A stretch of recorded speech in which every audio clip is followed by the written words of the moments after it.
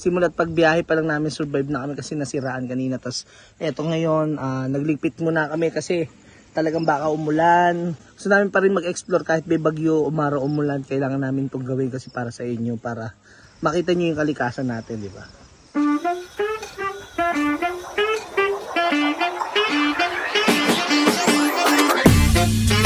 Siya si Lodi.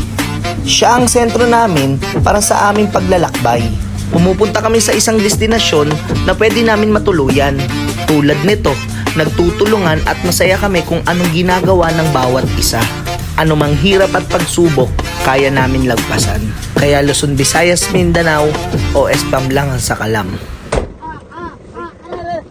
Aray, gago! Aray!